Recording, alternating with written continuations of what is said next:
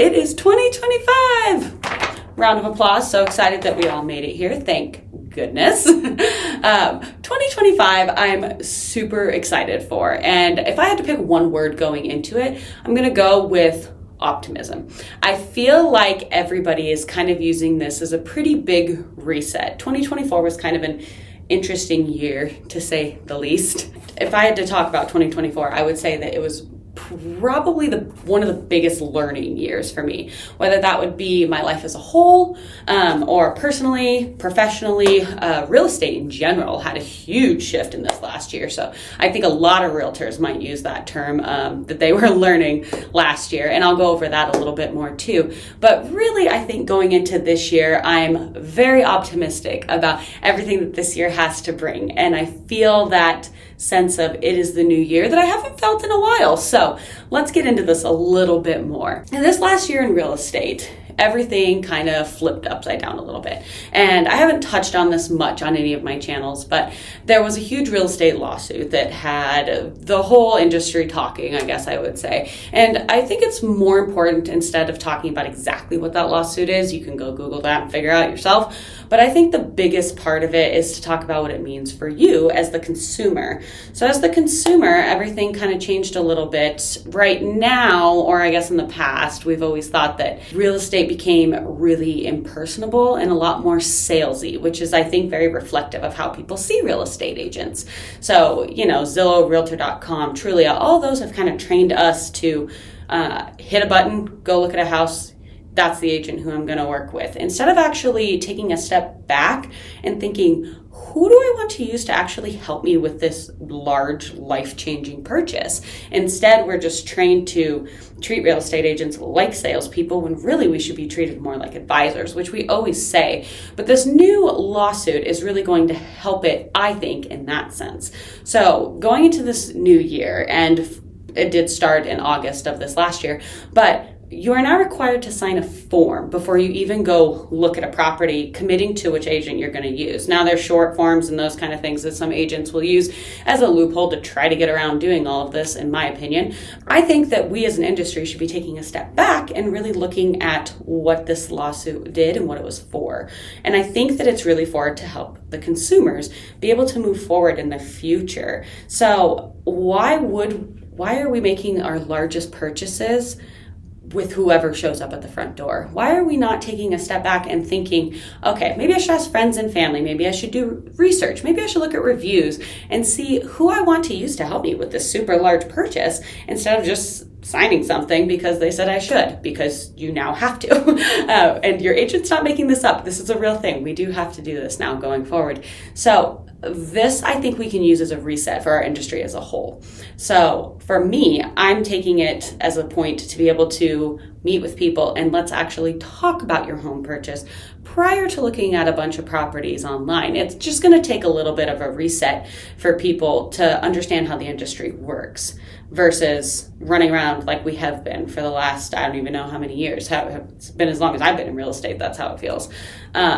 So that's kind of a good thing, I guess I would say. I see it as a good thing if we can all use it and implement it exactly what it should be for. All right, now let's hit on the real estate market side of things going into 2025 and seeing what people are predicting, I suppose. I kind of take all that with a grain of salt, and instead, let's talk a little bit about what I'm actually seeing in the Billings, Montana market versus what everybody else is talking about. So I feel like the end of this last year was a little bit goofy in the sense of homes were sitting a little bit longer on the market. There wasn't as many buyers. I think that everybody kind of had, really the market was at a standstill, I guess is the best way to put it. It felt like buyers were a little bit hesitant. It felt like sellers were getting a little bit antsy, and everybody seemed to be creating this narrative to where nothing has been moving at the moment. But I feel like in 2025, that's going to change dramatically, because obviously it's predicted, as you've probably seen, that rates are going to be trending down, hopefully, not quickly, but hopefully they will continue throughout the year. But as we see that, I think that people are going to be, kind of back to my word, optimistic about what we're seeing in the market. So it's going to bring more buyers back to the market.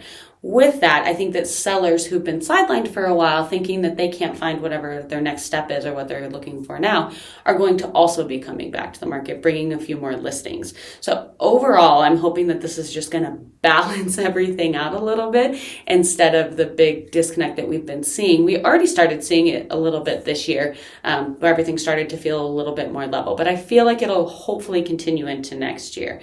But what that also means for everybody too, and I wish everybody would get this through their heads, is as rates go down, it's not making prices go down. I don't know how else to say that. I feel like if you're interested in getting into the market, no matter what the rates tell you, the prices tell you, it's something that you should look at doing for yourself if that's going to be the right move for you, instead of listening to all of the media speculation behind it.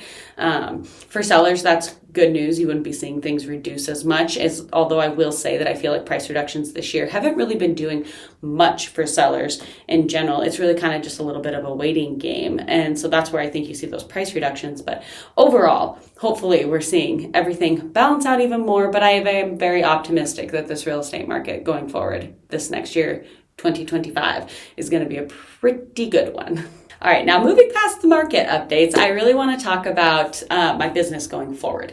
So I'm so excited for 2025 because I feel like I have a whole new outlook on everything that I'm doing pretty much. So really what that means is a whole new style, I guess, for you guys going forward. I really want all of my previous clients, all of my future clients, all of you who just happen to stumble across my pages and listen to me ramble, to think of me as your family's realtor and also your trusted advisor. So the best way that I can think of to do that is to constantly probably be in your face. So you will see me a lot more, which I'm super excited about. Plus, I'm working on different emails, mailing campaigns, different events, hopefully down the road, but really just trying to grow overall my business. I feel like in the last 2 years, really, I mean, it's pretty much been 2 years. I feel like I've been a little bit of a comfortability point. So like, I think that when you have kids, it kind of does that to you as well. Being pregnant, feel good moving forward and really propel my business to the next level, which really is going to also impact all of you. So thank you all so much for listening to me ramble and talk, and continue to follow my pages. Hit a like, hit a share, anything like that. Even if you're not buying a house at this moment, that's going to help propel everything going forward too. And lastly, I think you should always have one fun big goal, right? And so mine is, for now and ever, probably going to involve buying another property, because I think I'm a little bit addicted to it now at this point. Everything I do, I'm thinking of how can I do it? How can I get the next one? I would like to buy another one this year, if that's at all possible. The way that that's going to have to end up working, though, is most likely pulling equity from another home or doing something along those lines to be able to hopefully purchase another one. But we will see. Like I said, dream big. It would be awesome to be able to do it again, but I think it might have to be an extra goal. However, like I said, add a big dream goal. Why not for the year? So after hearing me ramble forever, what are your big goals this year? What are your personal goals? What's your dream goal? What are your business goals? I really feel like the new year is always such a great time to help you reset everything. And I think that we all kind of need a reset right now to be able to go forward. And I really feel like 2025 is going to be such a good year. But there I go, being optimistic again. So hopefully you'll hear me at the end of the year talking about how it was a great year for everyone involved in my life and everyone overall. So, but thank you all for listening, and I will see you next month to talk a little bit more about February and the month of love.